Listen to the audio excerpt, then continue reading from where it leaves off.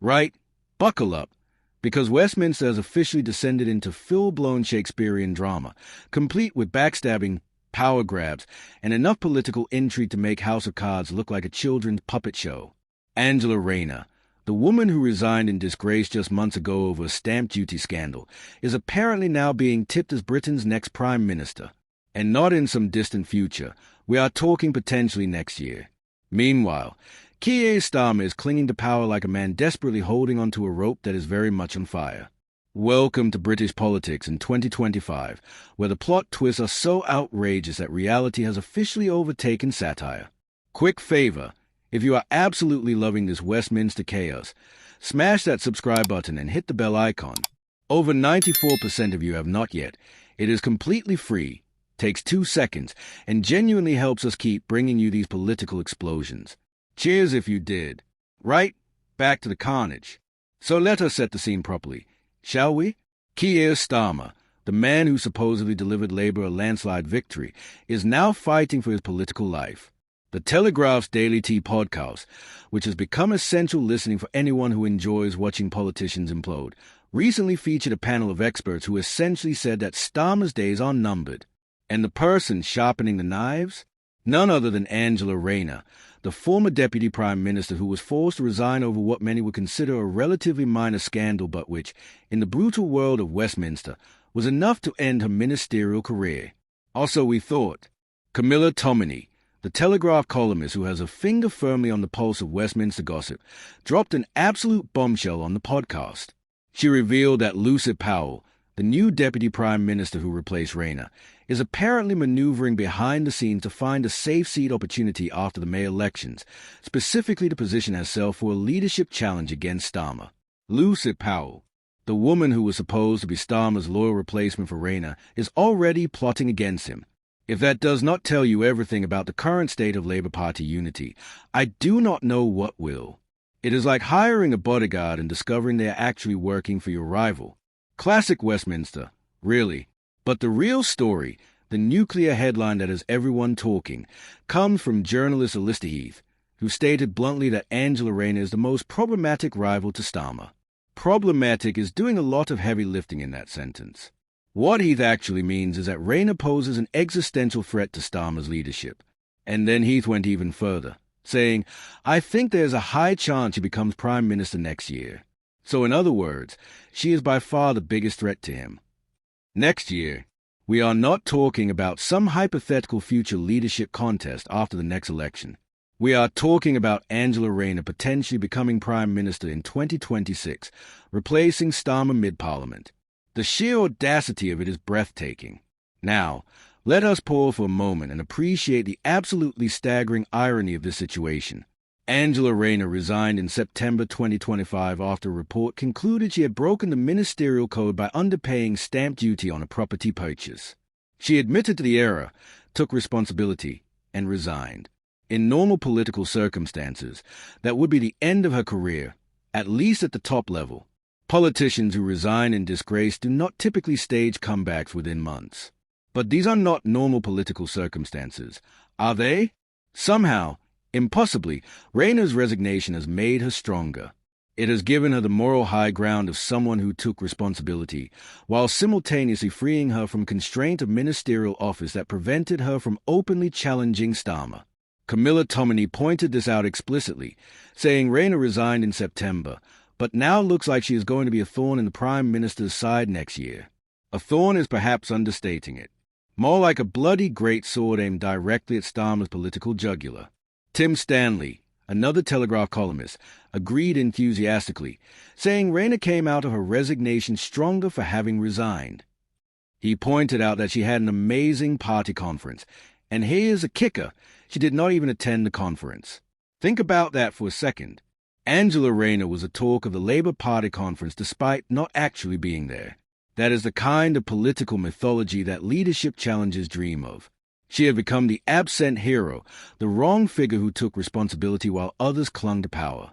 It is a powerful narrative, and narratives matter enormously in politics. Stanley went further, saying he thought the probability of Angela Rayner becoming the next Prime Minister before the end of this Parliament is pretty high. Pretty high. That is not hedging or speculation. That is a genuine prediction from someone who watches Westminster closely. He added a crucial detail that many observers have forgotten. Keir Starmer lost a deputy leadership contest that was won by the so-called soft-left candidate. Starmer is wounded, Stanley said, and wounded leaders in Westminster rarely survive long. They are like injured animals in the Serengeti. The predators can smell blood and they circle, waiting for the moment of maximum weakness. Annabel Denham, the Telegraph senior political commentator, piled on, agreeing that Angela Rayner is definitely the biggest one to watch. When multiple respected political commentators are all saying the same thing, you have to take it seriously. This is not random speculation or clickbait. This is informed analysis from people who speak to MPs, advisors, and party officials daily. They are hearing things, noticing patterns, and connecting dots. And all those dots point to Angela Rayner positioning herself for a leadership challenge. Let us talk about Angela Rayner properly, because she is a genuinely fascinating political figure. She has been the Labour MP for Ashton-under-Lyne since 2015, representing a traditional working-class northern constituency. She served as deputy leader of the Labour Party from 2020 to 2025, winning that position in a contest that Starmer, remember, did not win. After Labour's 2024 election victory, she became Deputy Prime Minister and Secretary of State for Housing, Communities and Local Government, two enormously important positions that gave her real power and visibility. Then came the stamp duty scandal and her resignation. The stamp duty issue itself is worth examining. Rayner underpaid stamp duty on a property purchase and admitted to it.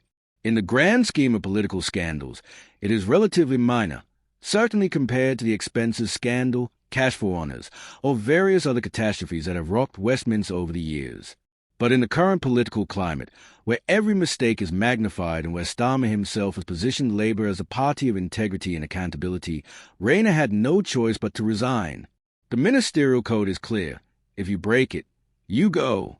Starmer could not have double standards, could not protect her without looking like a hypocrite. So Rayner fell on her sword.